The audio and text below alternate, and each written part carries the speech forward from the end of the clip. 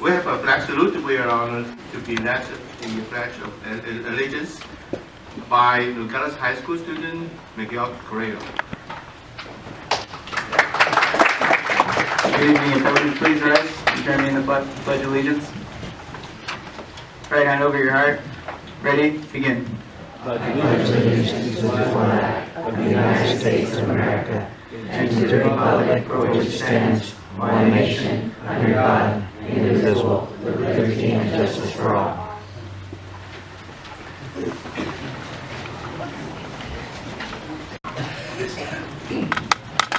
Board recognition. Closed session report. Closed session report. In closed session, the board voted to approve settlement agreements regarding underpayment dispute between the district and the employees. The roll call vote was as follows. Kerry Chen, yes. Lynn Abraham, yes. Don Freeman, yes. David Melker, yes. Angelina Pride, yes. Motion carried.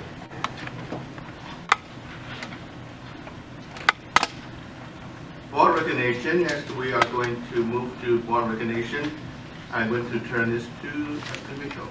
Thank you very much. It's our pleasure tonight to recognize our Rowland High School water polo team. Teresa Healy is going to announce the names and share some information, and we'll have certificates. Want to join me now? Carrie?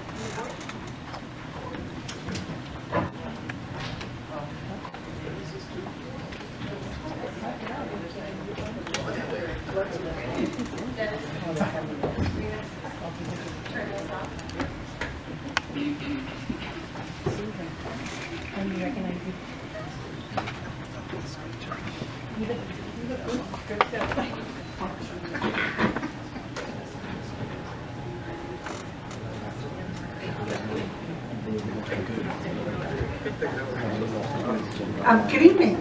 We are very proud of the Rowland High School varsity water polo team.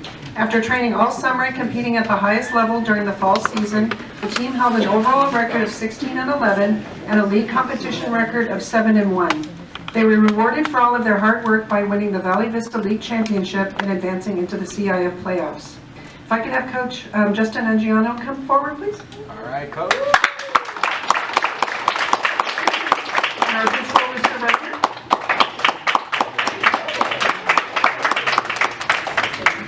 Please join me in congratulating our boys water polo team on their outstanding season. First, if we could have Jose Lopez come forward.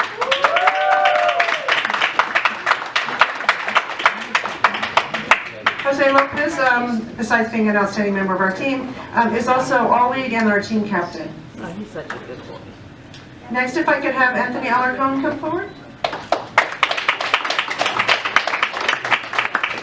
Anthony is the league most valuable player and also one of our team captains. Jesse Lim. I don't put more accent.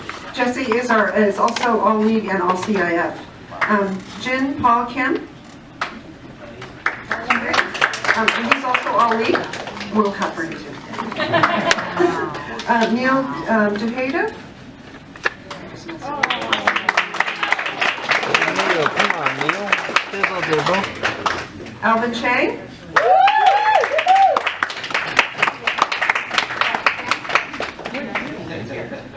William Chu.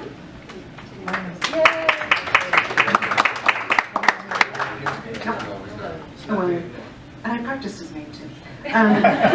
Jaden Morales.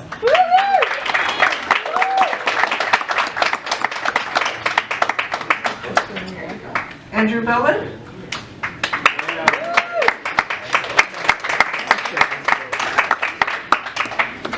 Jacob Okada.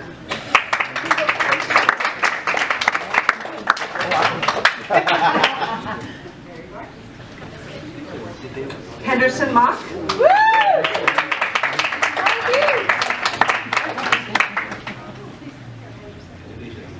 And Matthew Cho.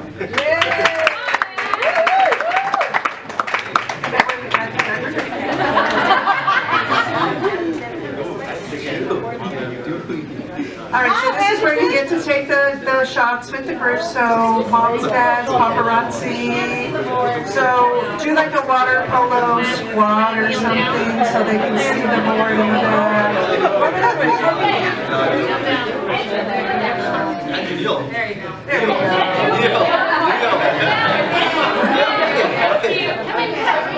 go. One, two, three, one more. Okay. All right, hold on. Just let all the paparazzi go. You don't have to take camera shots. They will zoom in. All right, we still have 8 more. Everybody? All right, your knees are shaking.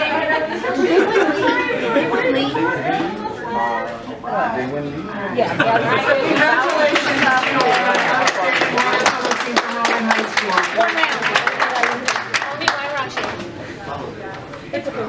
one lead. That's what's important. That's what I'm gonna tweet. All right. Good job, coach.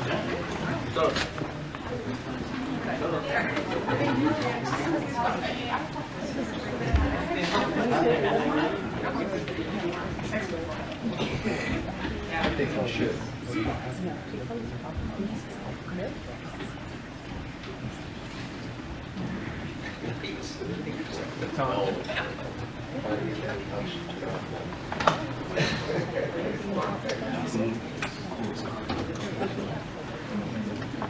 Okay, recognition and thank Nogales High School students, parents, staff, and community members for providing refreshments.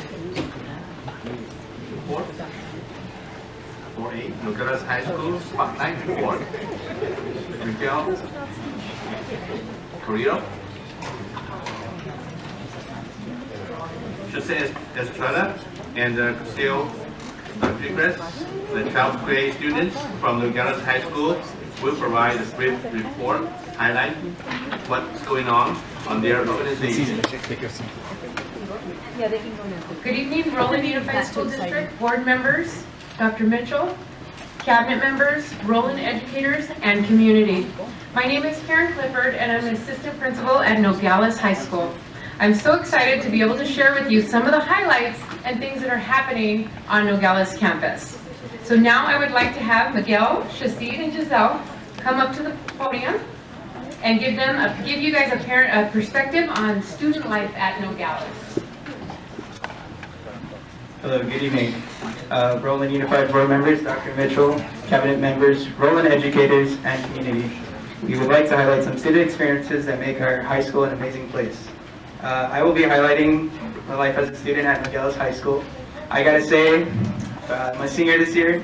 I'm in the Noble Regiment, so I had the opportunity to go to the Macy's Day Parade, which is really an exciting event. Throughout the 4 years that I've been in high school, I've noticed and I've seen dramatic changes in our campus, let alone like the construction that happened, right? And with our administration team that we got, and you guys hired. I gotta say that I'm very happy and proud of being a Noble. The reason being is because, I don't know, it's just a different feel from when it was my freshman year to the transition from my sophomore year to my senior year now. Now we see connections with the students. For example, a couple events like football games. You see the band rattling everyone up, like playing pep music, and everyone singing together, and we're all just like one happy big community here at our school. And the way we just act with one another is just great. I feel like our school has grown and will continue to keep growing, right? Because that's just the way to go. Gotta keep going. I'm sorry. All this is coming like from my heart because it's really meaningful to me. I'm the type of kid who notices all the details, and I gotta say, for example, Mr. Nassuf, the way he addresses us in the intercom every morning. Good morning, Nogales High School, right? It just adds a different vibe to us, and it just like, for example, it throws me off. I'm not sure it might throw them off as well, but it's just a different vibe. And I enjoy that vibe. Another example would be our teachers, like Mr. Maldonado. He is a geometry teacher. I had him my sophomore year, and I just enjoy how he implements real life examples into his lessons. He also includes like examples of like Star Wars and like all this like the 3D figures and stuff that he can implement in the geometry lessons that he gives us. Another example would be the custodian, Joe. I don't know if you may know him, but that man, he is like very passionate. He's always happy. He's got his speaker while he's cleaning the classrooms, and I pass by and I'm like, "Hey Joe, how's it going?" And he's like, "Good, sir. How about yourself?" And I'm like, "I'm doing fine." Right? So it's just different, and I'm like really happy to like be at this school, right? Where else? Another example would be for our extracurricular activities. We know that our football team did an outstanding job this year, right? They got Mont V League champs, and I feel like I've seen them work very hard, and I feel like they truly deserve it. And little by little, they'll keep conquering, right? That's the plan, that's the goal, and they'll keep going up and up. That's the goal. For example, another example would be our basketball team. They just recently beat Duarte, I believe, last Friday, and it was a really good game, right? And everybody was just cheering, just together and happy, like, you know, because it's just, those are the little moments that make us as a noble family, like, come together and just be happy for what we do here. All right, and one event that happened just recently called the Bite of Reality. It's a simulation that involved our seniors, and now I'd like to pass the mic to Shahid and Giselle and their glimpse of how it went in the simulation. Thank you.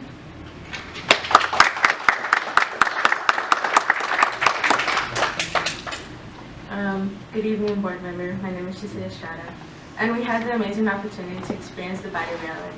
The Bite of Reality was a change for us to have an actual real-life experience of the challenges that we will face with money, and as well learn how to have a budget plan.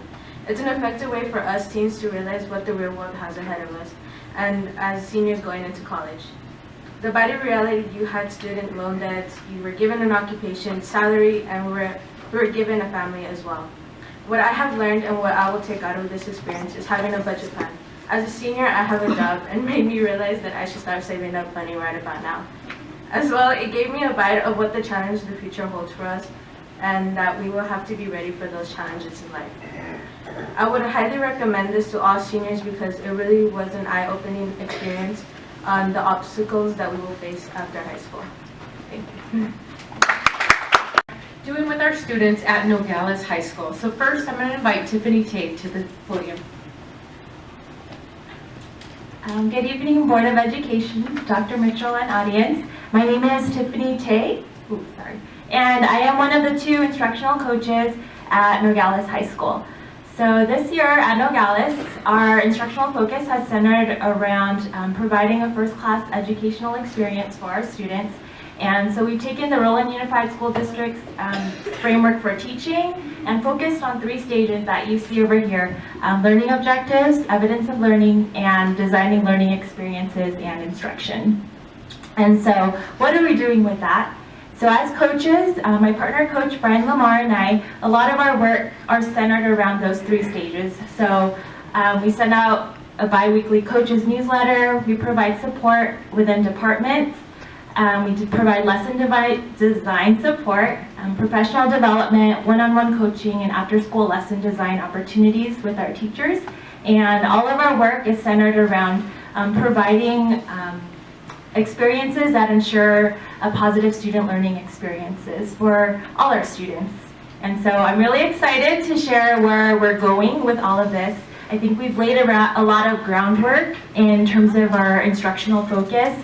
And so what's coming next is to really refine our common language and really talk about what those practices look like within our classrooms to ensure that all of our students have a consistent learning experience whichever classroom that they go to. And so what's coming next is that we want to really provide that clarity for our teachers. And one step that we've taken is to build our leadership team. And as you can see, that's our purpose statement that we all came up with together.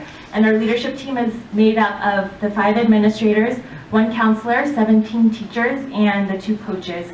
And together, we have agreed that we would want to positively unite and support all staff in embracing the best practices to ensure an equitable first-class learning experience for all our students.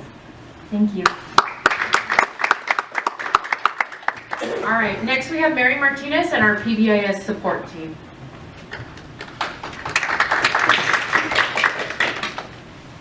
Hello, my name is Mary Martinez, and I am the serve teacher at Nogales High School. I'm going to be talking about our PBIS reward program.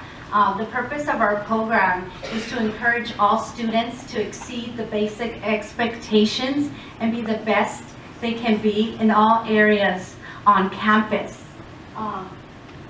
So how does it work, right? It's really simple. First, teachers and administrators assign points to students for positive behavior, both in the classroom and around campus. Students will be given 1 to 3 points based on each positive behavior. And then second, each student has a reward account where they can keep track of their points earned. They can check their points on their cell phones or on their computers. And finally, once the points are earned, students can spend their points by visiting the Noble store in room E2, which is the serve room, on Wednesdays, or by ordering their items on Noble Prime. Noble Prime will deliver their purchase to their classroom on Wednesdays, and this has really taken off. And I have some of our products right here, like our socks, our hats, and like I said, they have to earn those points with positive behavior, and the kids are loving it. Thank you. Ms. Martinez, I also want to add that she's done some great videos that she sent out to teachers on how to download the app, how to give the points, and so the teachers have been very appreciative about that. So it's been an amazing program. All right, and last we have one of our community liaison, Nora Placencia. At Nogales High School last year, we were able to open a parent center for all the parents that have students at our school. And one of the things that we focused on was to increase our PTSA. Last year, we had 160 total members, and this year we've had a 30% increase, and we are still recruiting. So there's a really big chance that we will be doubling at least our goal. We have, last year we were able to do two scholarships, $250 for our graduating seniors, and our goal this year is to do at least 4 of $250. We have 6 cabinet members that are always active at our school, and one of the things that we did to make sure that we would increase that is we added classified and certificated staff. We also included our parents and our students. And to date, we have had a lot more fundraisers than what we did last year, and one of our biggest one was our Proud Noble Parent t-shirt, which you can see on the screen. We sold around 100 of those shirts already in this year, and there's still a lot of events where we will be continuing to sell them. In the Parent Center as well this year, what we did was try to add more parenting classes. We offered PK, which we had offered in the previous years. This in 2017 fall, we had 81 graduates within the 2 Spanish classes in the morning and the 2 Spanish and 1 English class in the evening. Right now we are doing Disciplina Positiva. Our graduation day is February 26th, and we are expecting to have 38 parents graduate. And the new class that we will be beginning is Family League. It will be done by Mr. Lopez and myself. Mr. Lopez, one of our counselors.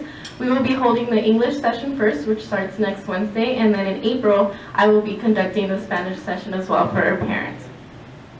And here are some of our upcoming events. Something that's really popular for us is Coffee with the Principal. We have it every 2 months. Right there you can see a picture with our principal, Mr. Nassuf, and some of our parents. And we have a lot of activities that we try to have parents involved in. We have our fundraiser coming up next Wednesday as well for Valentine's Day. It's a movie night where our parents will be volunteering there and taking care of their kids. And we have our school site council meetings, ELAC, and all other things like that where our parents can get involved. Thank you. All right, so that concludes our performance up here, letting you know everything that's going on at Nogales High School. So thank you for letting us spotlight that for you. Thank you.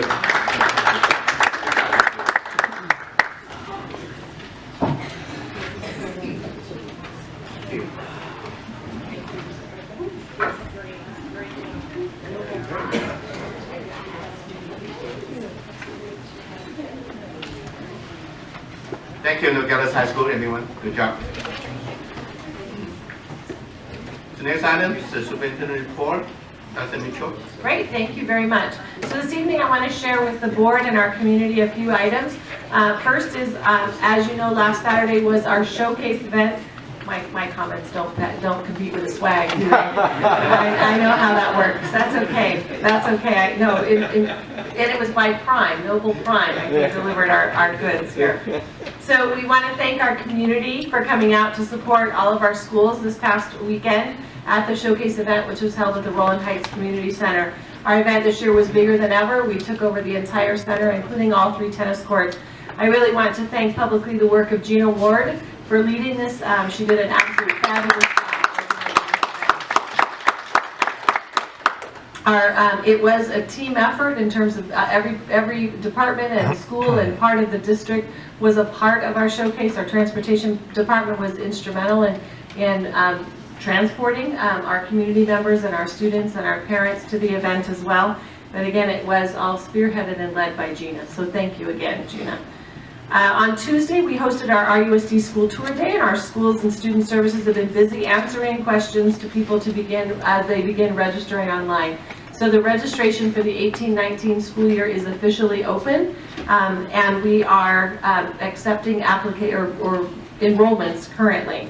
We also had some media coverage at Shellen to promote our registration for our new Mandarin Dual Immersion program that will be hosted at Shellen Elementary, and we are still looking to receive the 50 kindergartners to be able to launch that program. I wanted to make sure the community was aware of some upcoming district parent meetings. So to help parents answer questions about transitional kindergarten, and our Mandarin and Spanish dual language immersion programs, the district is hosting some parent information meetings this month. This information is all available on our website, but in short, the TK or Transitional Kindergarten Parent Information Meetings are on February 13th at 5:30 at Northam Elementary and on February 20th at 4:30 at Ybarra Academy. And the kindergarten and dual language immersion parent meetings will be February 15th at 6 p.m. at Rowland Elementary and February 16th at 8:30 a.m. at Via Corta Elementary. I also want to spotlight some generous donors. More than 125 children have been selected across the district to receive socks and shoes in the 6th annual Heart and Soul event, which will be next Friday, February 16th from 2:30 to 4. The Kiwanis Club of Hacienda Heights Shoes That Fit program benefits or works together with the Rowland Heights Senior Pathfinders along with the Family Resource Center are all coming together to put smiles and shoes for children in need. I also like to thank some other generous donors for their support, and it's on this evening's board report under gifts and donations. For our Family Resource Center, from Teachers for Healthy Kids donated $1,791.73. For Rowland Elementary, from Water Education Water Awareness Committee was $1,072. From the East Valley Health Clinics to support our Principal for a Day, as well as separate scholarships at the end of the year for our students was $3,000. And also for Principal for a Day from KP Financial Services is $1,000. And Principal for a Day is coming up in March, where our students will receive scholarships. And we have community members that serve as a principal for the day to learn how the operations of the school are. So thank you very much.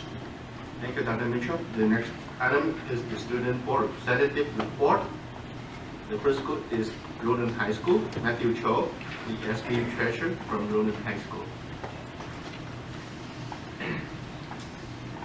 Good evening, Mr. President, members of the board, Superintendent Dr. Mitchell, and members of the audience. My name is Matthew Cho, and I am a student representative for Rowland High School. Since our lovely last meeting, Rowland has been quite busy. On January 19th, we had our annual winter sports rally during lunch. Winter sports such as soccer, basketball, wrestling, and girls water polo advertised their games on stage. This week is the final week of league play for our winter season. Our girls basketball and girls soccer are expected to win league this year, with both of them hopefully having a home CIF game starting next week. In addition, boys basketball is expected to go to CIF as well. Last weekend, Cheyenne Bowmen won first place at the girls CIF wrestling regional tournament and will be competing in the Southern Section Championships this coming Friday and Saturday. Our boys wrestlers will be competing at league finals this Saturday at Northview High School. During the week of January, we had 8 teams compete with each other in the gym alongside a watching audience. And on the last day, the champions faced our teachers in a legendary match.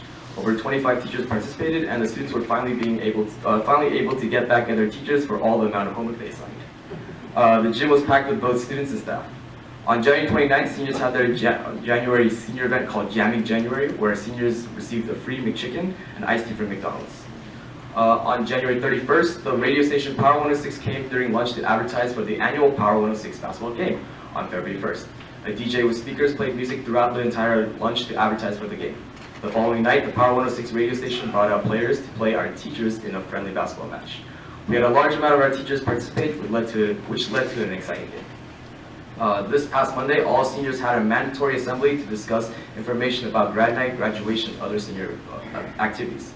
Furthermore, D. Hankins, an inspirational speaker, came and motivated the seniors to finish off the school year with a bang. This week is National School Counselor Week. Throughout the week, our counselors will be given small gifts to show our appreciation. We have also started to distribute ASB applications for class officers, executive board, and members at large for the following year. These applications will be due February 22nd. These applications will be due February 20th at the mandatory meeting discussing the election week. Tomorrow we'll be having another senior event called Fondue February, where seniors can show up and get chocolate-covered marshmallows, strawberries, or Rice Krispies. In addition, the week of February 13th to 16th is another one of our annual Spirit Weeks, Random Acts of Kindness Week. During this week, both students and staff will receive little gifts to show and motivate kindness.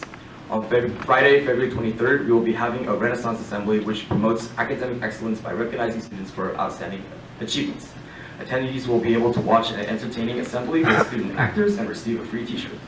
Right after the Renaissance Assembly, our city's theme will be revealed during lunch. This week we released signups for the Powder Buff, a competition between senior and junior boys in a volleyball match, where the girls' volleyball team are coaches for the boys. I highly recommend everyone on the board come and attend and watch the entertaining event it is. Our performing arts program has been busy preparing this year's spring musical, Footloose. Shows will be from March 1st to 3rd on 7 p.m. and March 8th to 10th at 7 p.m. In addition, there will be Saturday showings on March 3rd and March 10th. Our choir groups have been competing in festivals these past weekends where they received second place. They will continue to practice for multiple festivals in the near future. Furthermore, our color guard will be having their first competition on March 3rd. On March 5th, our city's fashion show will be happening during lunch to display unique outfits one can wear to the dance. Campaigning for ASB positions will also begin during this week. Therefore, Rowland High School is chugging along with event after event, and all students, teachers, and staff are all resembling the true reader goals of becoming thinkers, communicators, and contributors. Thank you. Thank you, Matthew. The next is Santana High School. Greg Garcia, ASB president, is Greg here? Don't see here. So let's move to the next school, Nogales High School. Virginia Garcia, ASB junior class president. Report.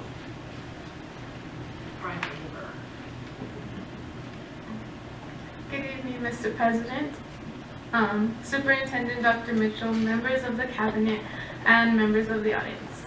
My name is Virginia Garcia, and I am the class of 2019 class president, and I am here to represent Nogales High School. Our winter sports season is coming to an end, and we couldn't be more proud of our noble athletes.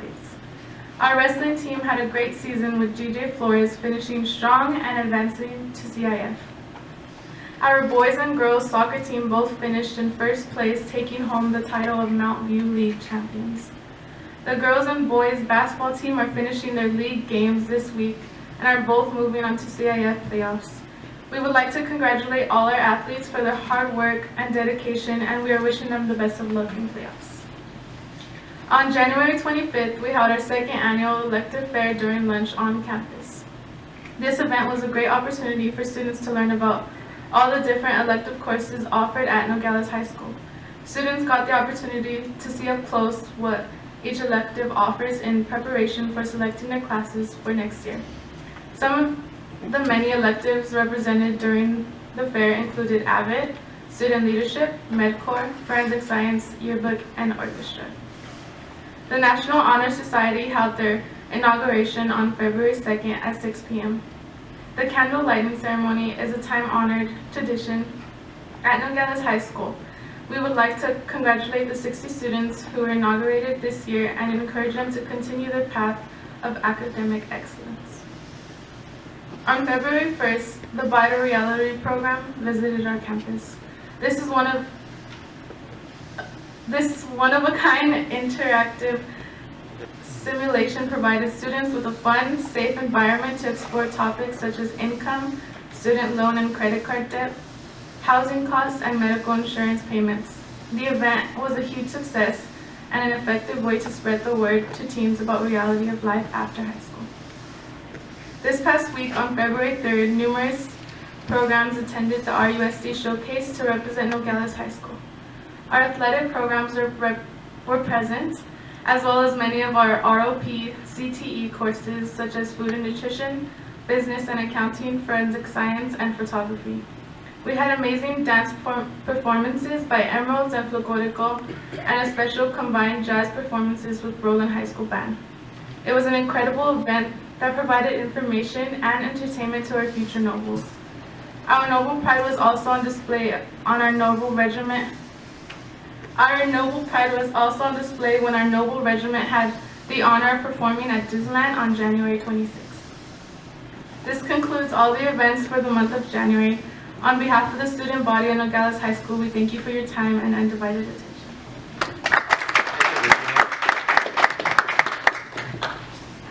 Student representatives, you are welcome to stay. Thank you. Thank you again.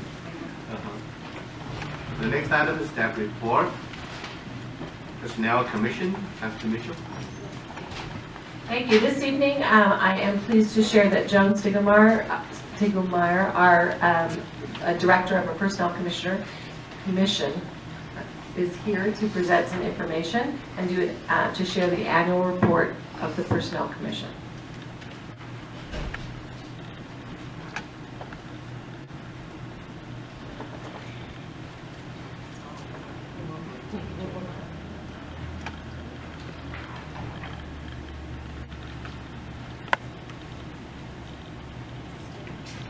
Hi, so good evening, Board of Education, Dr. Mitchell. Sorry about that. I got it all messed up. Good afternoon and evening, Board of Education, Dr. Mitchell, Cabinet, and audience members. I am here to present to the Board about the Personnel Commission and our annual report. So we'll start off with our staff. My staff consists of myself and a personnel analyst, one senior personnel technician. I have 3 personnel technicians, 2 are full-time, and 1 is part-time. I have 3 personnel commissioners that are my bosses, and 1 is Judy Knight. She is the board appointee, and she was reappointed in December 2017. The middle commissioner there is Sharon Fernandez. She's our current chair, and she's the CSCA appointee, and she was appointed in December 2016. And Sabrina Lee is on the far right.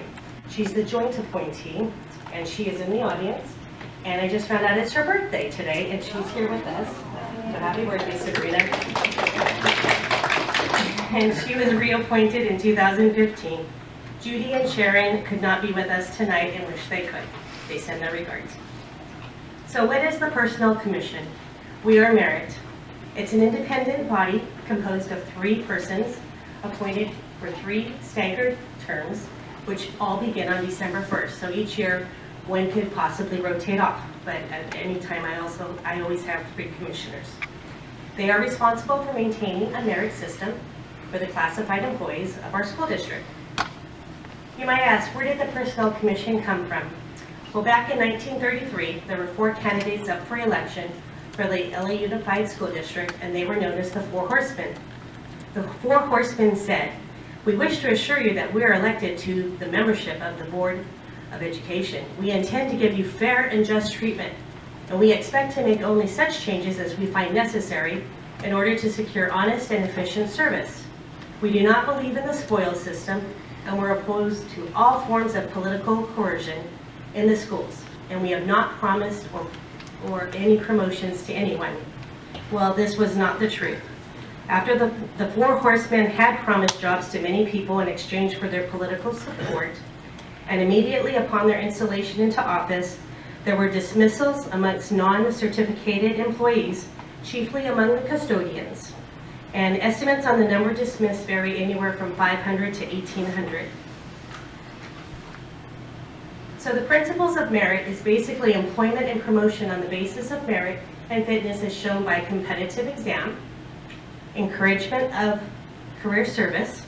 That's why we have job families, and we lump all the different classifications into job families so employees can move their way up.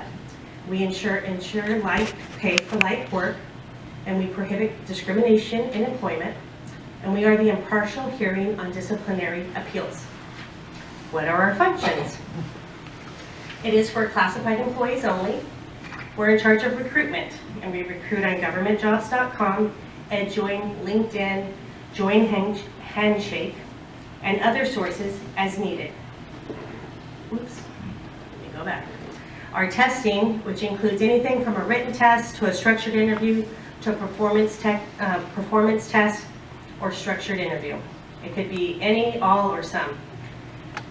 Each test that we do for each classification is different. It's not the same for a plumber or an electrician or an office assistant or a computer technician. We have to design each exam for each classification we're recruiting for. We're also responsible for the assignments, which means that we send the top 3 ranks to the hiring authority, and after they make their selection, we collect all the materials back with their making sure that they're selecting the top 3. We send the paperwork to HR, which they sign off on everything, and then I formally make the job offer. And then we actually onboard the employee as well. We do the fingerprinting process and all the paperwork they need to become an employee, and we welcome them to Rowland Unified. We're in charge of the classification of all positions, which means that anything that changes in the job description or if duties change, or we are the ones to build the new classification, or we're the ones to update the classification. And also we're an impartial appeal body, which means that if a classified employee is terminated and they want to appeal their termination, they can appeal to the Personnel Commission, and then we would have to set up an appeal hearing. So how do we support the board's vision, which you all know your vision, which is Rowland Unified School District promotes, expects, and accepts nothing short of excellence, and we have a collective commitment to be the best district in California. And your vision is our vision, because our mission of the commission is to provide a district with the best qualified candidates for employment reflective of the cultural diversity of the community and to serve the present and future needs of the district and its educational programs. So of course, as any department, we have our challenges, and our challenges are constant vacancies for the 3-hour per day positions. What we're doing for this is we're working with special ed to increase some of their 3-hour positions to 5.5 hours, making them a bit more lucrative. And because we keep losing our 3-hour people to our neighboring districts, 5-hour or 6-hour with benefited positions. So it's very hard to combat that. So we're trying to increase them to more hours. We're attending job fairs at both Mount Sac and Cal Poly to recruit for college students for part-time positions and who want to be teachers. What a better way to learn than with our students in special ed. And we also found a new recruiting tool called Join Handshake, which is made up of a lot of college campuses. And you have to apply each job that you want to add there to them, and it's called Handshake, and they say, yes, you can join, and we want to advertise your job. And then it's passed out to many different school districts. So we found an increase of our IA2 Instructional Assistant 1 and 2 candidates, actually getting them into the recruitment this way. Timeline of recruitments. It does take a bit of time to run a recruitment, and we acknowledge that. We are trying to reduce the timeline of the recruitments. There is an ed code that requires us to post for 15 working days, and then we do have some appeal periods in between each one, as far as appealing after each exam part, after the written test, and a candidate can appeal some reason for the test, and after the interview. So we have to make sure all of our testing standards are solid so that nobody complains about that, because if they appeal, it could hold up the whole exam process. I'm working with staff to target written test dates and interview dates to post on our bulletins, so it lessens the time frame so that applicants know when those test times are going to be done. Recruitment and selection of the best qualified candidates. Yeah, we want the best at the top of the list. And what we do for this is obviously I told you what we use for recruiting is EdJoin and governmentjobs.com to attract applicants. It's not the only method that we use. It all depends. If we're looking for an IT person, we work with our director of IT to find out where should we recruit for this, what are the best methods. If we have a director of food service position, high level, we work with the director of nutrition to find the best place to recruit and onward.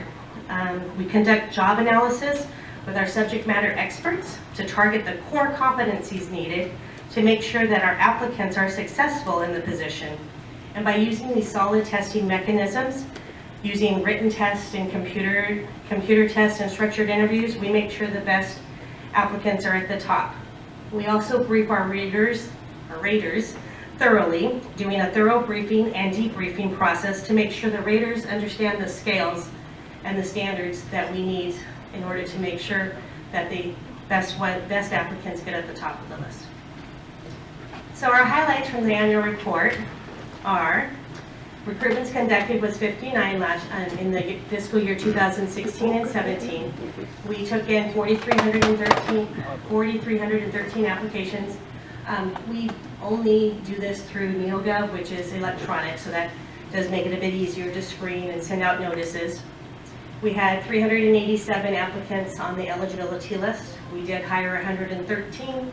We did one reclassification for an employee, meaning she was working out of class for a period of over 2 years, and it was a gradual accretion of duties, so she grew into the next position, basically.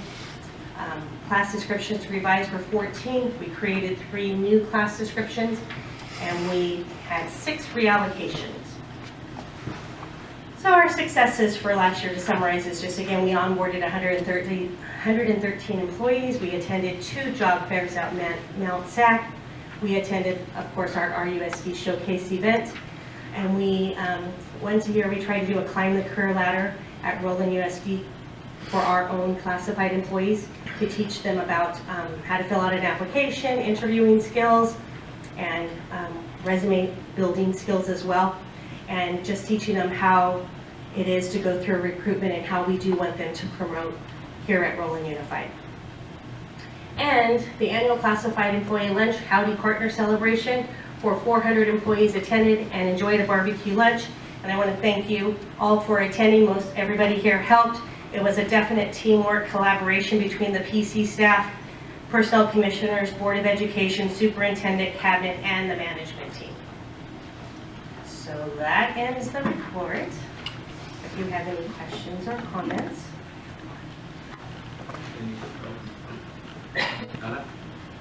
How do you screen the applicants? How do we, by the minimum qualifications. So every class description has minimum qualifications, and we screen them. We do not automatically screen them. We use our own eyes to view every single application to screen them. So according to them, if you need 1 year of clerical experience, we make sure that you list it and that you have it. If you need a high school diploma, you have to attach the diploma or higher education.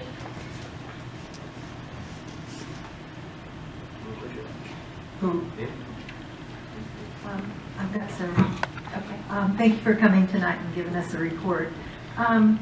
These qualifications that you were just asked about, do you have those listed in a notebook? If you're needing some particular hire, do you go to the supervisor of that department to say, are there any extra skills that we should look for in this person? Is that part of the process?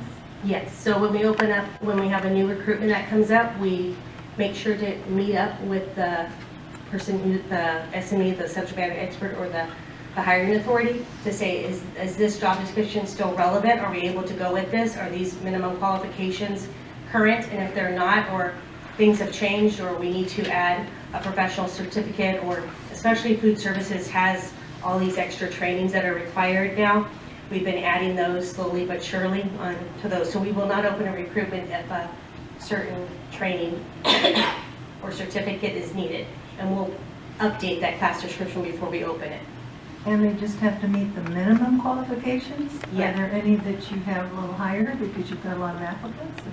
Yeah, so that's why they're called minimum qualifications, casting a broad net to let applicants in, and that's when we have to decide the type of testing mechanism we're going to do.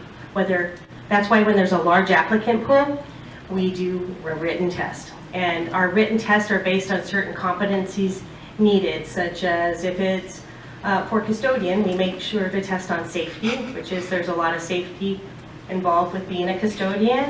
There's a lot of things that I can't talk about that is going to be on the test, but so we test the safety, we test reading ability, because there's labels and some attention to detail that's needed for different, so whatever needs to be assessed, we use different tools. We subscribe to CODIS, which is a service that many school districts and cities use, and basically they lump together the competencies that we're asking. They may send us 200 questions, and then we pick out of those questions which ones to use for the written test.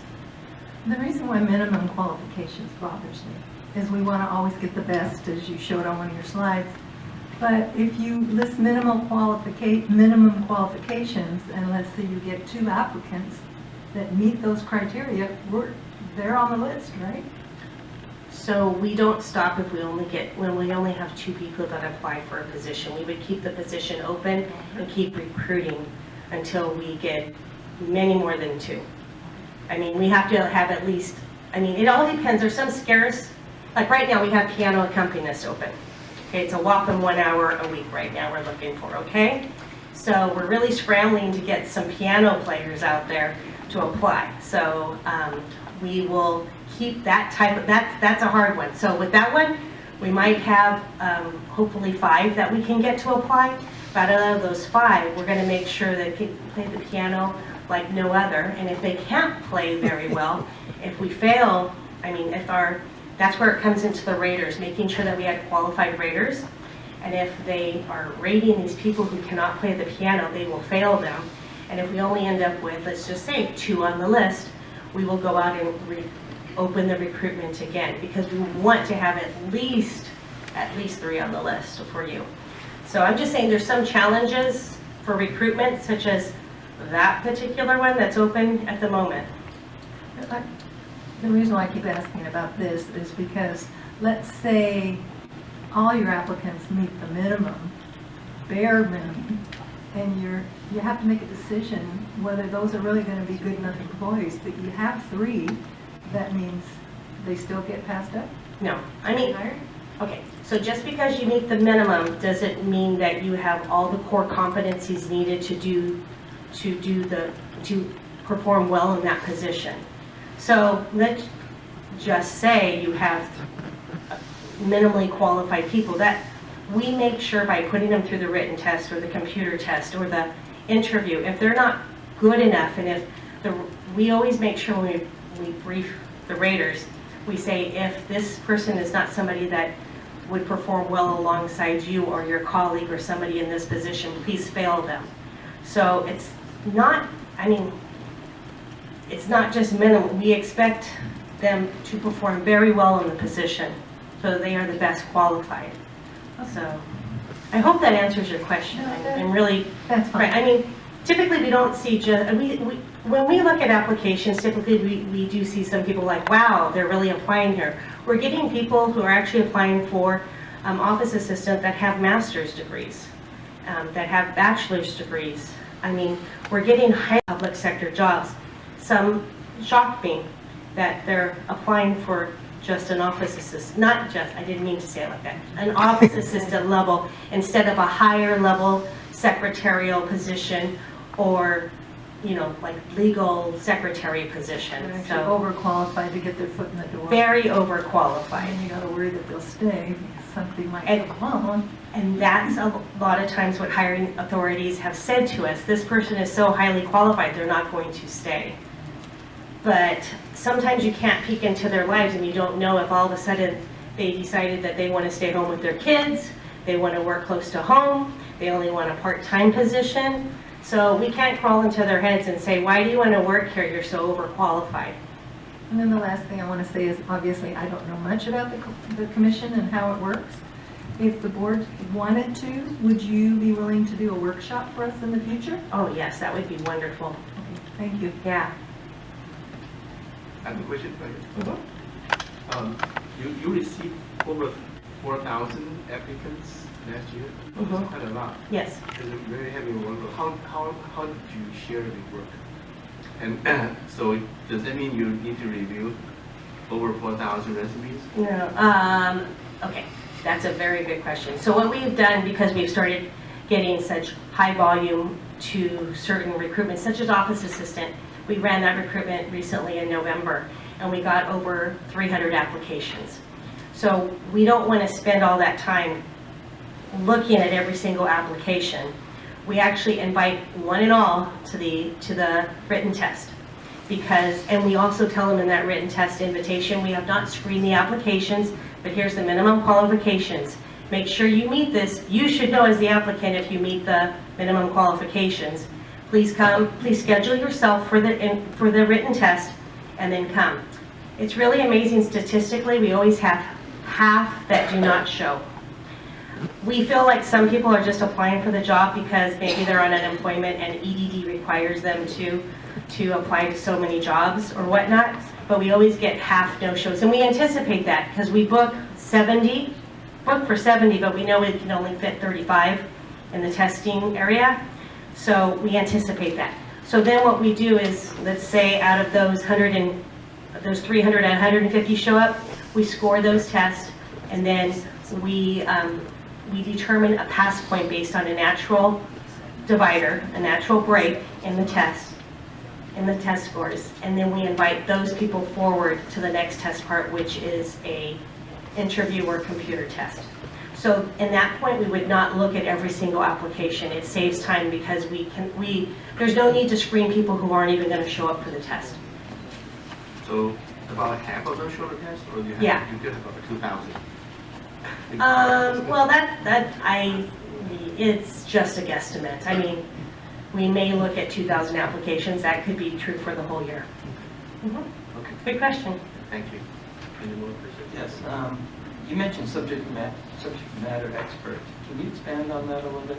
Exactly what that is? So a subject matter expert, for instance, when we're looking at piano accompanist, we're trying to meet with the choir directors or the music teachers, and we're looking at what they're looking for piano accompanist. And we meet with them because they're the people who work with the individuals we're going to end up hiring, and that's going to be their future employees. And we meet, I think that's the question is, what is a subject matter expert? Right. Say you have your list, and you give that list to the hiring authority, and you give them 3 people that are in the top 1 or 2 ranks.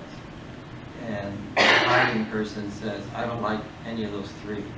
Is there any way they can reach deeper down into the ranks and bypass those top 3? Not legally.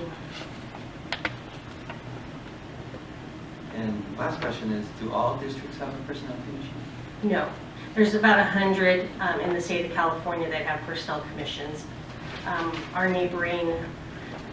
The neighboring school districts that have commissions are Bassett Unified and Hacienda Puente and Montebello. Pomona does not have one. The other one is Covina Valley and Charter Oak that's close to us. Thank you. Nick? No, I'm finished, thank you. Okay. Thank you, Joe. Thank you. Thank you, Sabrina, Have a good for evening. being here. The next item is written requests just to the board. Dr. Mitchell, any? There's one here. There's one, okay. So, need to read this. Remarks are limited to 3 minutes unless extended further or limited by the maximum of 20 minutes unless extended by the board is allocated for each subject discussed. Ordinarily, board members will not respond to the presentation and no action can be taken. However, the board may give direction to the staff following the presentation. So tonight is Roy Humphrey. Mr. Humphrey.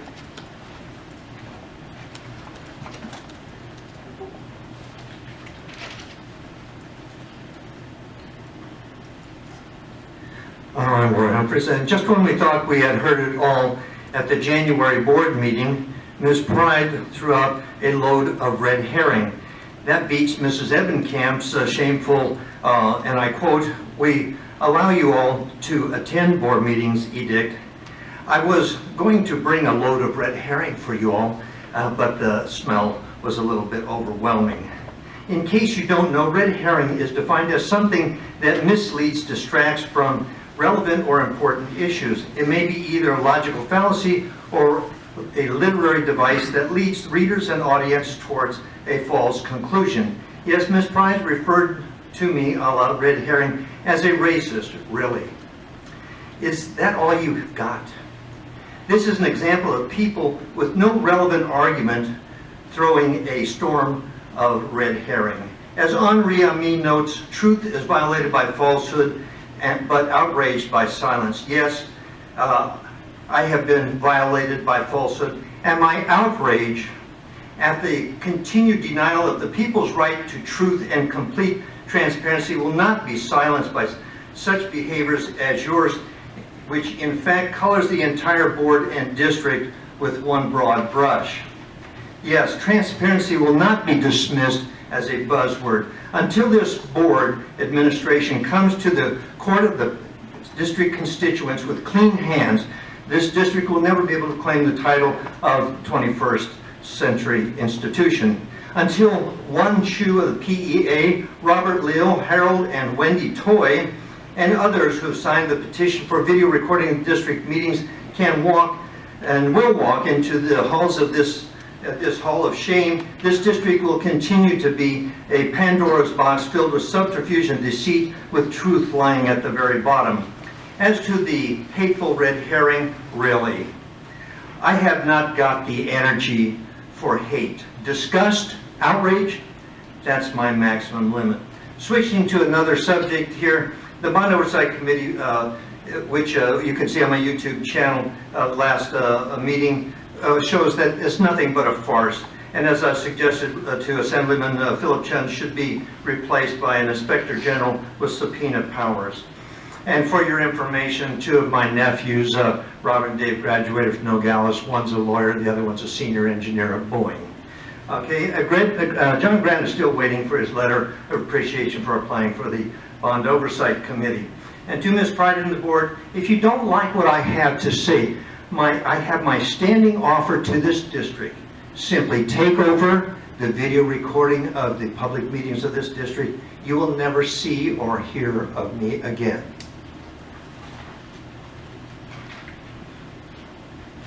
The next item is public hearing.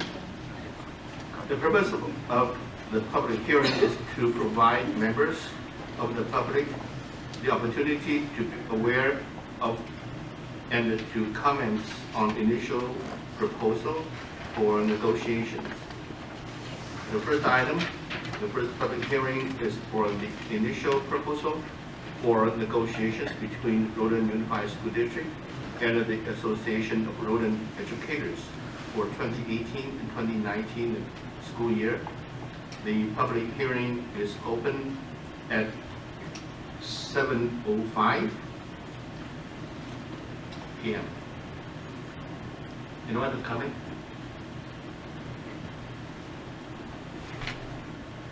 See none, so the public hearing is closed 7:06.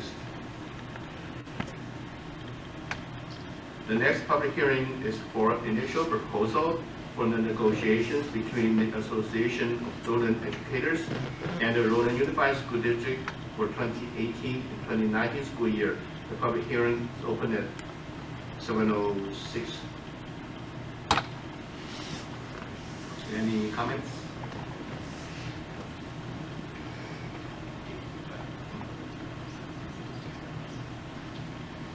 The public hearing closed at 7:06. The next public hearing is for the initial proposal for negotiations between the California School Employees Association, Chapter 133, and the Rowland Unified School District for the school year 2018-2019. The public hearing is open at 7:06. Any comments?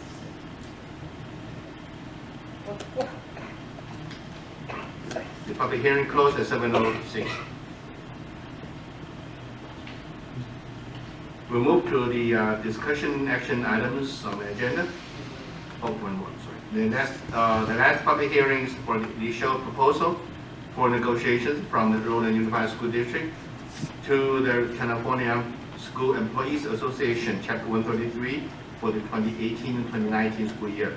The public hearing opened at 7:06. Any comments? No comments. So the public hearing closed at 7:07. Okay, next item. We'll move to the next item, discussion action item on the agenda. The first item, 7.8. Can I have a motion and a second to approve the revised board policy 5143, discipline? Are there any questions or discussions? I so move.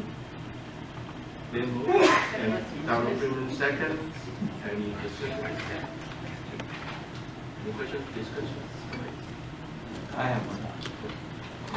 Remember, The third page on policy. Under the very first paragraph, there's a paragraph that starts with "at all times." Two suggestions. One is the very last sentence, if we can add at the very end, when appropriate, disciplinary action shall be progressive, with the least restrictive strategies being used first, or using what was in Ed Code, or AB 1729, the other means of correction are applied. Other means of correction are applied prior to a discipline measure that excludes a student from school, which would be the same thing, using least restrictive.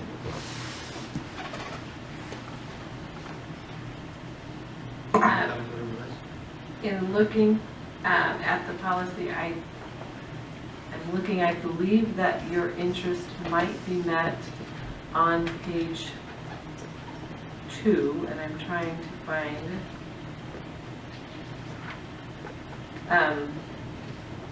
is it, just for clarification so that I don't search the whole, is it to have it in there in this particular location within the policy, or to make sure that it's included within the policy?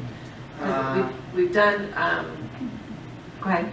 It's in that particular location where, I think I had another clarification. Well, if it's in the policy, but my main thing is to have an emphasis on using progressive discipline. So in the first paragraph on the first page, it does mention, and this might not meet your needs, it might not be what you're searching for, but it does say that the board believes that high expectations for student behavior, the use of effective school and classroom management strategies, provisions of appropriate intervention and support, and parent involvement can minimize the need for disciplinary measures that exclude students from instruction as a means for correcting student misbehavior. Is that not yet what you need? It's part of it. Okay. But I would like to be more specific. Okay.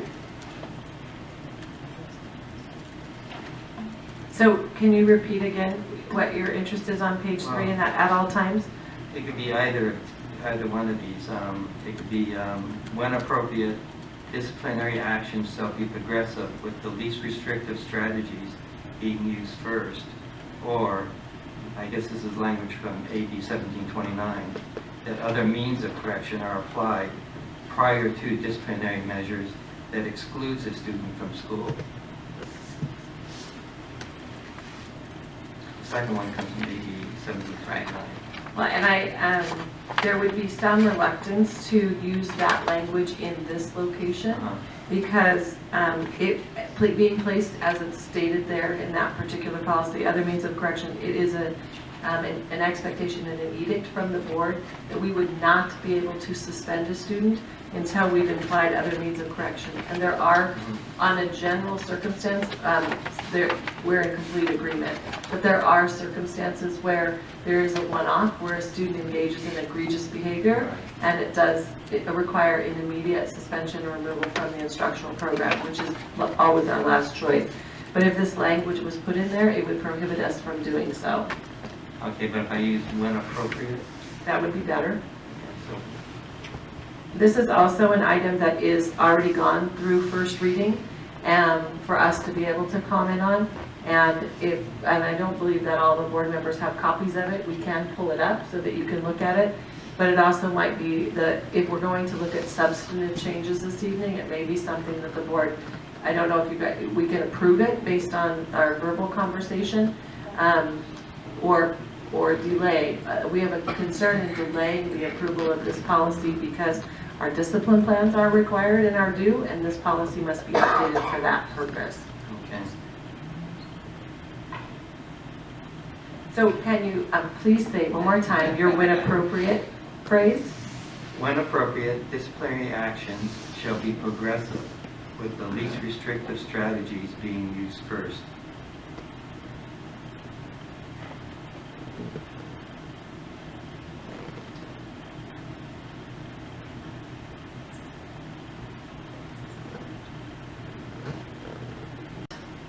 And our administrative regulations are the how. So how we implement this policy, using exactly what Mr. Malkin is talking about regarding the use of to correct student behavior the least restrictive and to try not to remove students from a school program, would be the how, which could be also in administrative regulations. But this is completely the purview of the board, whatever your pleasure. So we have a directive that goes along with this policy? With every board policy, there's an administrative regulation. So the board determines the policy, which is the what, and staff determines the administrative regulations, which is how we implement the what. Well, if we can get it in there, that'd be okay. Okay. Okay. So we don't revise it, so. Okay, so I don't need to say anything. Okay. Is there any other? I'll take a look at that later.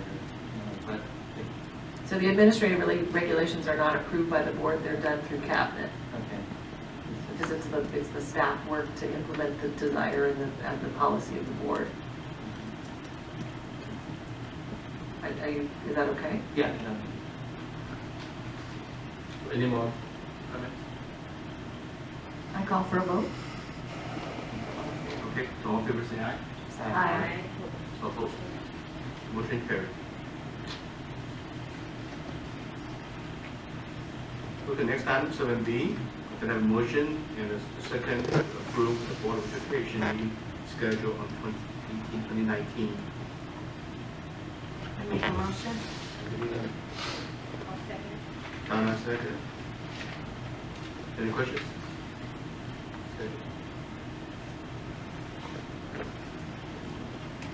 Those in favor say aye. Aye. Opposed? Motion carried. Item 7C, and in motion and the second to approve the revised instructional calendar for 2018 and 2019 and 2020 school years. Second. Antonina, second. Discussion? Okay, we say aye. Aye. Opposed? Motion carried. Okay, next item 7D, and in motion and the second to adopt initial proposal for collective bargaining between Rowland Unified School District and the Association of Rowland Educators. I move. They move. I'll second. Donna, second. Discussion. Okay, we say aye. Aye. Opposed? Motion carried. 7E, and in motion and a second to receive initial proposal for collective bargaining from Association of Rowland Educators, ARE, to the Rowland Unified School District.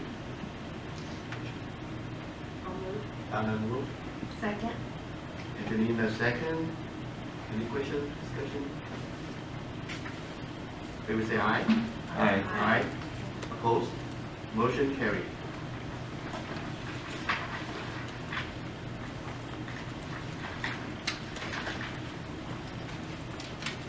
Item number 7F, in the motion and the second to adopt the initial proposal from Rowland Unified School District to the California School Employees Association, CSEA, Chapter 133, for collective bargaining. Donna move. Second. Angelina second. Discussion. Those in favor say aye. Aye. Opposed? Motion carried. Item number 7G, and a motion and a second to receive the initial proposal for collective bargaining from California School Employees Association to Rowland Unified School District. Donna move. Second. I'll second. Please second. Any questions? Those in favor say aye. Aye. Opposed? Motion carried. Number 7H, need a motion and a second to adopt the resolution SO 17-1810, proclaiming March 2018 as a National Music in Our School Month. I'll second. Lean second. Any questions, discussion? I just want to say that since we brought music back to Rowland Unified, I've heard so many people in the community thanking us for doing that. This is very appropriate to do this in March. Any more? Okay. Favor say aye. Aye. Opposed? Motion carried. Item 7I. And in motion and the second of resolution SO 17-1811, proclaiming March 2nd, 2018, Read Across America Day. I move. Lean, Second. Angelina second. Discussion, questions? Favor say aye. Aye. Opposed? Motion carried. 7J.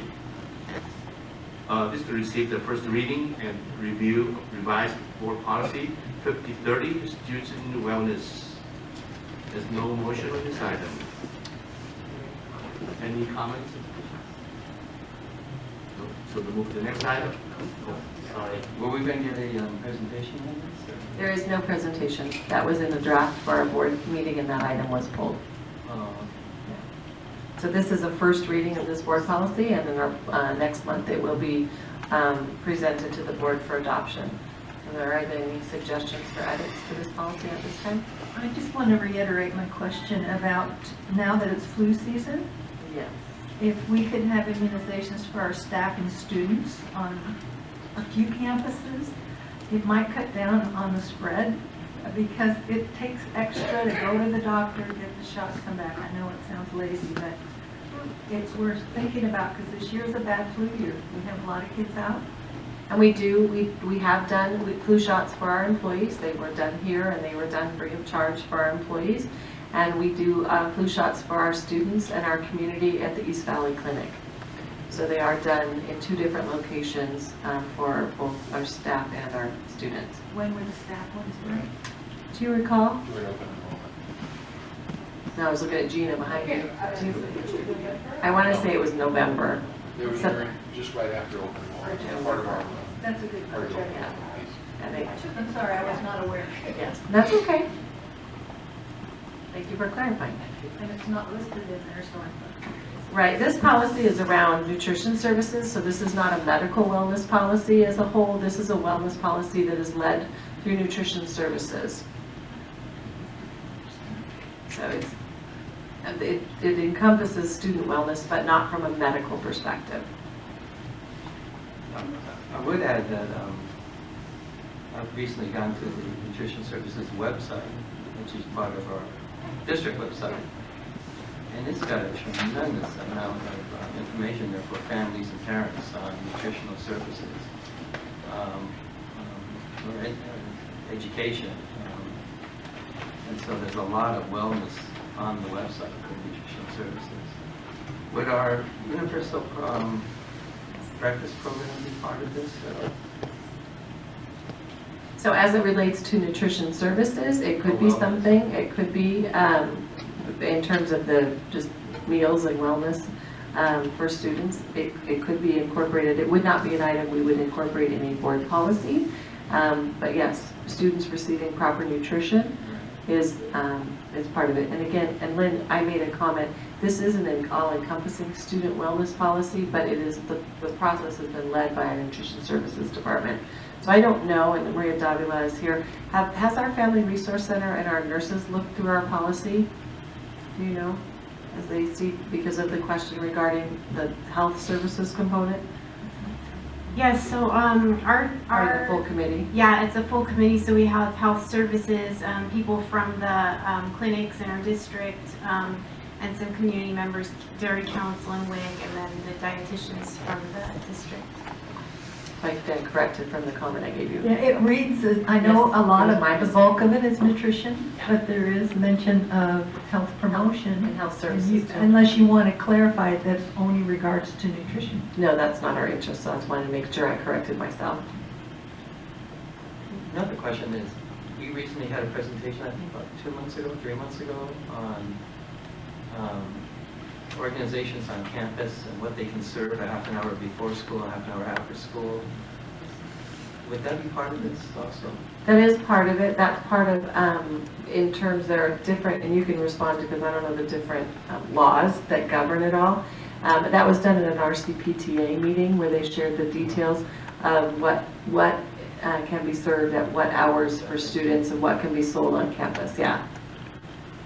So yes, it does include smart snacks in schools, and then the purpose for the revision is to include items as part of a final rule for the Healthy Hunger-Free Kids Act of 2010.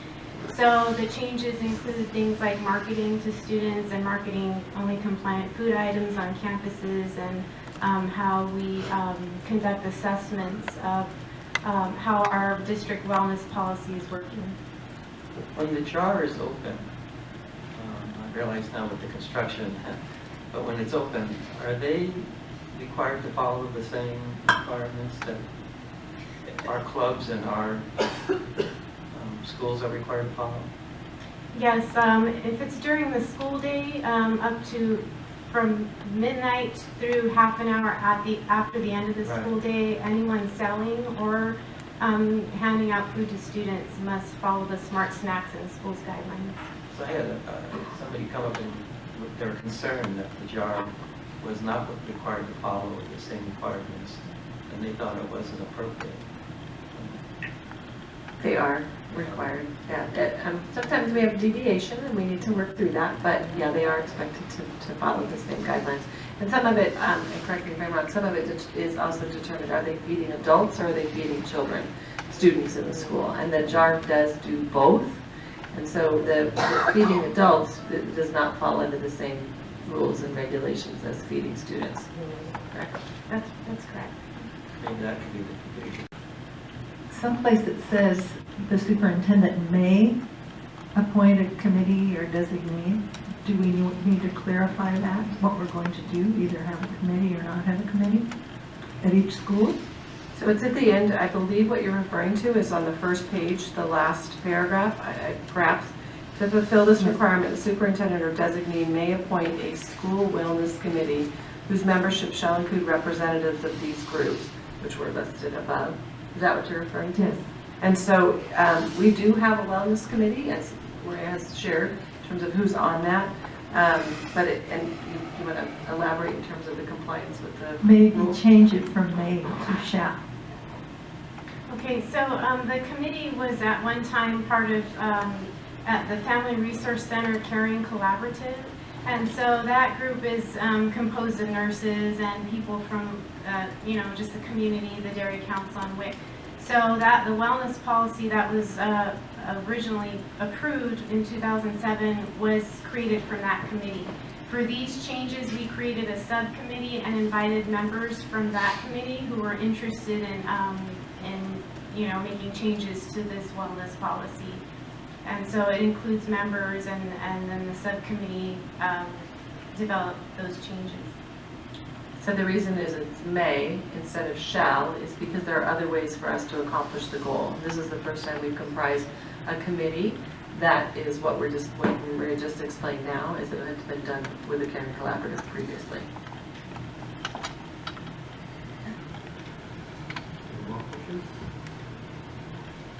So this item will be back for vote for second reading and approval at our next meeting. Okay. So the next item. Next item 7K. This is to receive the first reading of review and a review of the revised board policy 743.1, suspension and expulsion due process.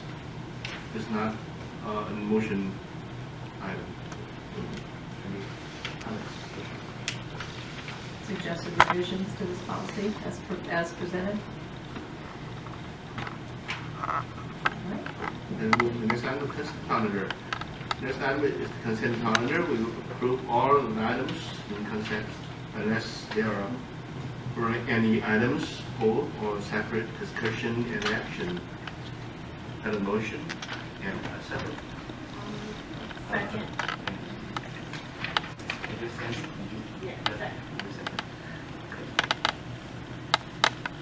All in favor say aye. Aye. Aye. Opposed? Motion carried.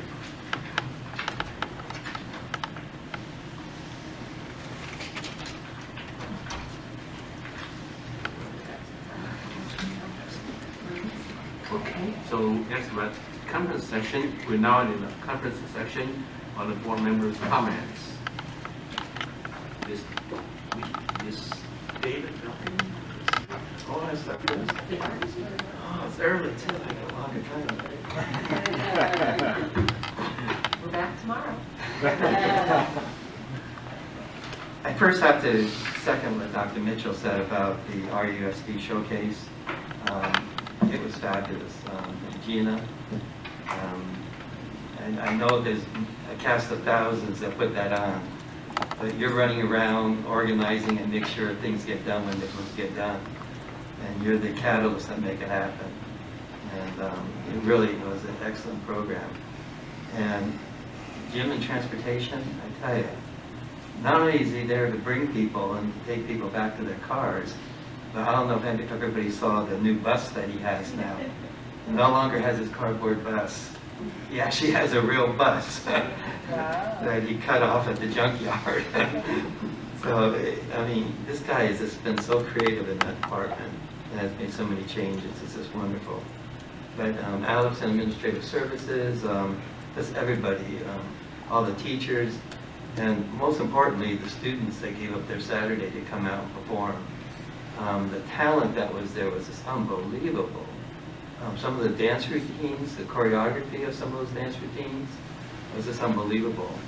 And nutritional services, loved the chicken pot pie, the pancakes, everything. Tried all the new food out there, including met the lead chef, who's from Cordon Bleu, School of Cordon Bleu, graduate. He's our lead chef now over there. Great individual, you know, really had a good time talking to him. So hats off for the RUSD showcase. The other thing is, I want to brag a little bit about Kiwanis Elementary. Tammy, I guess it's B-I-D or I-D, I think it is. But Tammy is a longtime Kiwanian, has been teaching for several years at Rowland Elementary. And she decided to open a Kiwanis club there. It's the first one in this district at an elementary school. It's called K-Kids. And she had 25 kids that showed up at the first meeting. Shay is the mentor from our club for her. And at the meeting, she broke them up into small groups and they had discussions. And this is just one of the diagrams that they drew. The kids actually came up and drew a diagram as to what they can do. And they had things on here such as pet adoption, graffiti removal, adopt a highway, helping homeless people, donating toys at Christmas time, and just great, you know, social activities that support people that are in need. And I thought it was such a great, you know, idea, and that she came up with this club, started it, and now is doing, they're going to be in the process of selecting one of these service projects to work on. Then she went a step further, and now she started what's called the BUG program, and that's bring up your grades. And what that does is that it helps students at the lower end. It doesn't reward the kids that are getting A's and A+, but the kids that are failing, she will now meet with them, with a group, twice a week, Tuesdays and Wednesdays after school, and they'll develop a goal that they're going to do better in math, they're going to do better in whatever subject, and they will then have a plan on how they're going to do that. And as they progress towards that goal, they will get rewarded through the BUG program. They'll get stickers, certificates, and our Kiwanis Club last night just voted to purchase all those materials for Rowland Elementary, so they'll be able to get those for free. And it's just a great program, and again, it's something that where a teacher is doing this on her time and just being creative. And we have so many staff in this district that do things like that, that is just fabulous. And I know Dr. Mitchell mentioned it. She didn't see me holding this up while she was talking.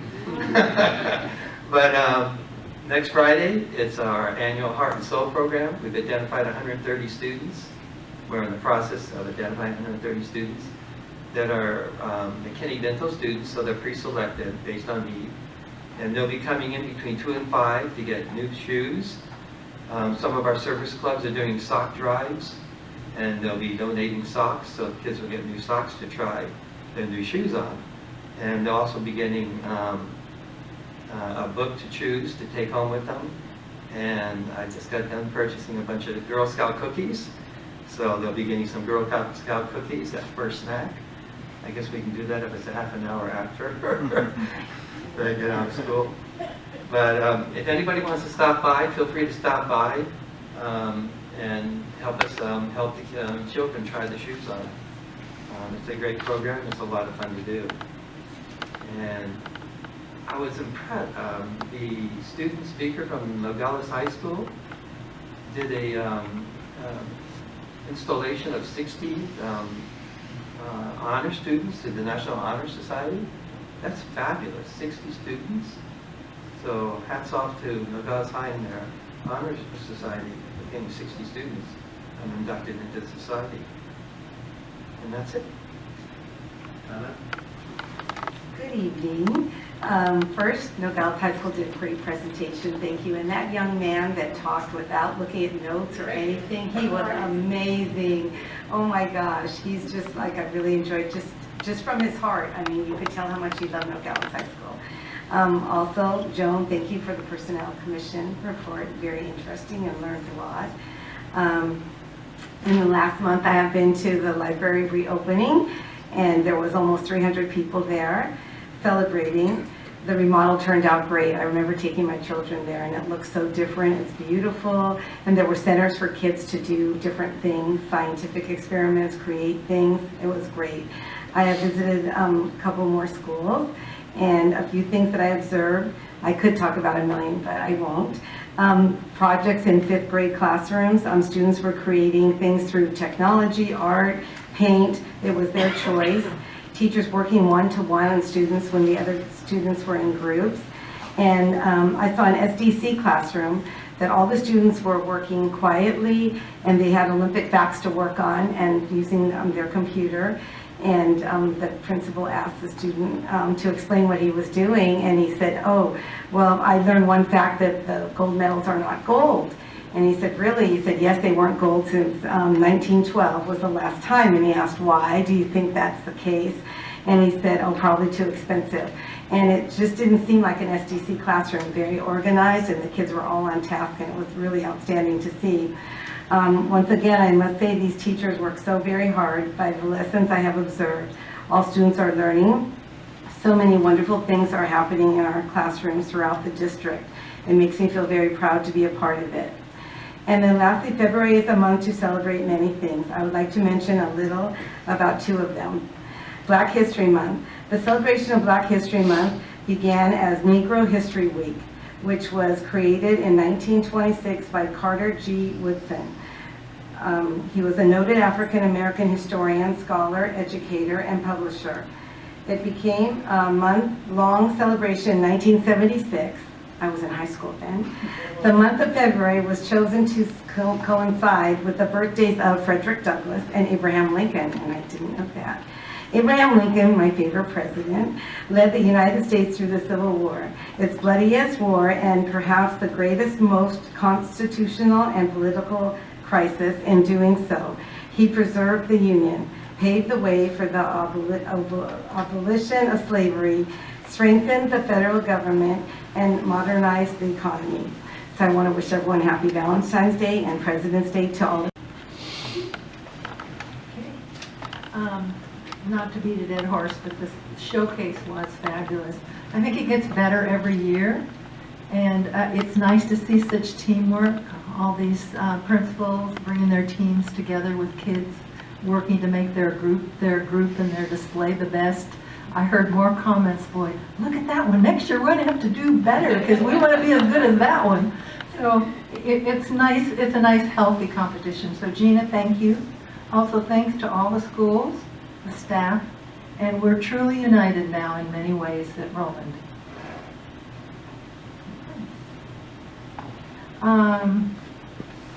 The other thing I want to give a shout out to Brandy, who really goes above and beyond for the board and for Dr. Mitchell. Thank you, Brandy, for all you do and your efforts. The library reopening was wonderful yesterday. If you get a chance to go see the library, please do so. Lauren Yokomizo said the other staff from the county that goes around to all these grand openings said ours was the very best. We had more people. It was nice to include the kids. We had kids, reading poetry about libraries. And it was just a really nice event. The community really came out to support us. I want to remind you all to keep your eyes and ears open because our community is going to be facing marijuana for sale, perhaps.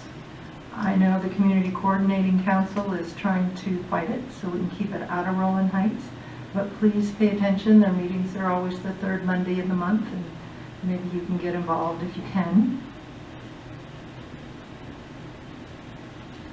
In going around to the schools, the Ed Services Department is doing a wonderful job, and the coaches working with our teachers. I see more and more schools now taking kids from groups who really need extra help.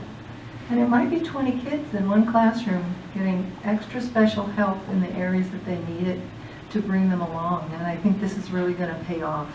I'm anxious to see in the next couple of years what happens. And it's truly every child learns in Rowland Unified, and we're working to make sure that every kid can be the best that they can. Actually, Dr. Mitchell, another study session sometime might be to again demonstrate some of the programs like these groups that they're concentrating kids to work with them in certain classrooms. There's several schools are doing it. I don't know. I know. But it would be nice to if we could do a little video or something and just show it off at one of our board meetings. I think it'd be great. And what's nice is to see how technology is being used. One example is today, Ms. Friedman and I were visiting one of the schools, Northam, and the teacher put the kids into various groups, and they were either having reading, they were having silent reading or something, and they were well behaved. But she took one child at a time, and the child read to her and worked on their writing skills and that type of thing. But when they read, she tape recorded it on her phone. She played it back to them so they could hear, and there's also an app to send this home to their parents so they can hear what's going on in the classroom. So I think that's great. So truly our district has something for every child, and I thank everybody that's involved and for seeing the good things that we do. I just want to again say also that the showcase was fabulous, and not just thank the staff and the teachers and administrators and all the district employees, but also the parents. It takes a lot for parents to give up time to come out there on a Saturday too, especially when they work all week and they're tired and they just want to sit at home or take care of the house and do laundry and all that stuff, but they still made the time to come out. So thank you to all of the parents as well. Karen, please thank the staff and the students that were here today for the presentation. That was awesome. They did a fantastic job. So tell them that we thanks, and thanks for the goodies as well. And then I just want to highlight one event that I attended. Brandy, I'll give you the other ones. but I just want to highlight one, which was the RUSD Special Ed basketball game that took place at Rowland High School, and it had a Rowland team and a Nogales team. And I have to say that that was the best thing I have ever watched in my life. And it was really hard to sit there and not cry while you were watching it because these kids were fantastic. And you could tell which kids watched basketball at home because they tried to imitate the moves of the basketball players. And then there were the kids who were so, I mean, the students cheering them on were just amazing. And the students really bought into it, and as they were running down the court and everybody, go, go, go, the students would stop and look at everybody in the crowd and say, hey, and start waving. And it was fantastic. And the way they stole the ball from each other, they just walk up and politely take it. You know? It was the best, and I am so glad that they said first annual because I can't wait to see it again next year. That was, if you guys missed it, you really missed an amazing event. That was just thank you to whoever came up with that idea, whoever put it on. It was fantastic. And then to follow up with my colleague's comment about Black History Month, I'll just end with some words by Frederick Douglass, who said it's easier to build strong children than to repair broken men or women now. And I think that here at Rowland Unified, we are working to make sure that we build strong children so we don't have to repair broken men and women later on. So have a good one. Thank you. There were 3 very exciting community events in the week, just a week last week. The library reopened, and I was there, and you see the people so excited. And if you haven't seen the inside, and we recommend you as soon as possible to visit the library. It's amazing. Everything's new and very advanced, and that will benefit to the community, and it will benefit to our kids so much. And I'm very happy to see our kids playing a very important role in the open ceremony, and the whole ceremony will focus on our kids. And so I want to thank Dr. Mitchell, Gina, and the school board teachers. Did an amazing job. And we had the tour day, district tour day, and I went to Shaolin because I want to see how the community is. That Shaolin Elementary is the one to open a elementary immersion program, and a lot of parents, about 40 parents, visited Shaolin that morning, and the media went there to cover the event. And I'm very happy to see one parent came from Temple City, and she said she spread the words in that area, Arcadia, Temple City, and because there's no dual immersion program in that area. So she said she wanted to drive her kids to Rowland and attend. She kept asking me when would be the date for the start enrollment. And I'm very happy to see. So yeah,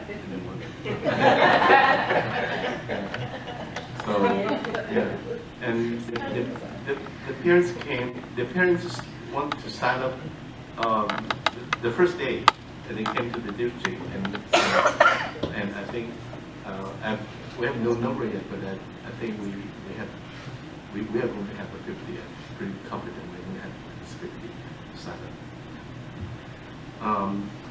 The showcase was amazing, and when I step out of the parking lot, I start to feel the strength and feel the high morale of the whole community center, and that is setting the whole school district, the parents, kids, teachers, staff, administrators, everyone was so excited, and Gina did a good job, and again, Dr. Mitchell, in your leadership, it was very successful. Very, very successful. And every department had every school site had a booth there and showing their achievements and showing what they have done for the year. And I want to clarify one thing, and that morning, I have a guest came from Cal State, Long Beach, and she introduced herself to our staff, or the people she met or I met. She is the director of Confucius Institute, and I want to clarify. It doesn't mean I support Confucius Institute to be in our district, because I don't think we have this need right now. So, and that was very sensitive when Confucius Institute involved in the public education. Yes. So, some other districts have that policy. But I don't think at this time our district has no need to get the support from the outside organization like that. So I just want to clarify that because she was there, and that's her job to visit the public school district, and there was the event open to public, so she is welcome to visit us, and there's nothing wrong. And just want to clarify. I don't think there's any need to get the support from. And that's it. So, good evening. Okay, well, next item is adjournment. So, can I have a motion and a second to adjourn the regular meeting? Make a motion. Okay, all people say aye? Aye. Aye. Motion carried. The meeting adjourned at 7:49. Thank you.